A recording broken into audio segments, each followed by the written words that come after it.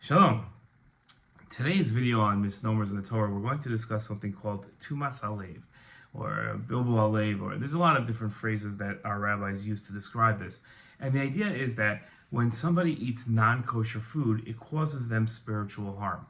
We don't exactly know what that means because whenever we use the word spiritual, we're not really sure what exactly we're talking about.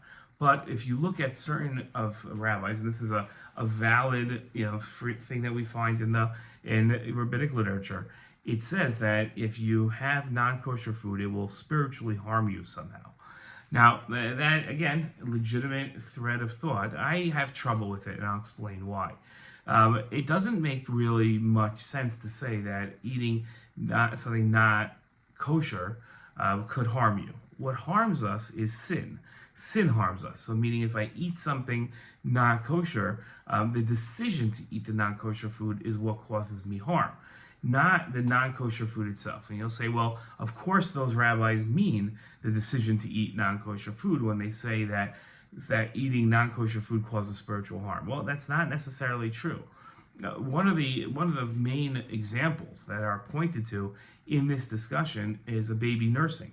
And the idea is that a baby should only nurse from a Jewish mother because nursing from non-kosher milk or milk produced by eating non-kosher food, as in the case of a Gentile woman, will cause the baby this spiritual harm.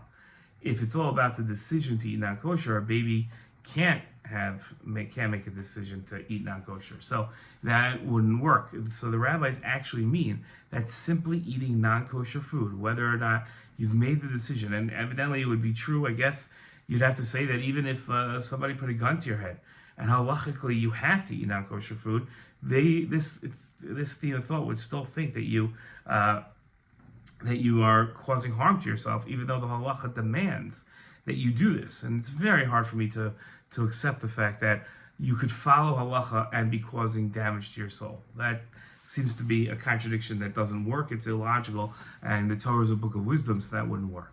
Therefore, there has to be a different explanation when these rabbis say that eating non-kosher food causes a person's spiritual harm, causes the dullness of their heart, or however you want to translate it.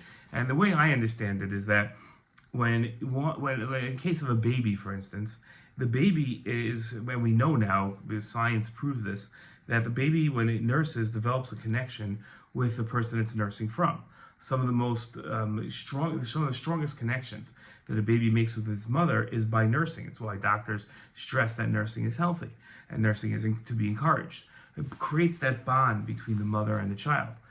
If that bond is created with somebody that we don't want to have an influence on our child, somebody with a different set of values than Jewish values that we have, then it would be discouraging to create that bond. And if that bond is created, that could cause spiritual harm to the baby later on in a psychological sense or in a mental health sense. That, I think, is the explanation. So, one line, it isn't the food that's causing the spiritual harm, as it seems to be with a superficial understanding of the reading of a rabbi's words. Shalom.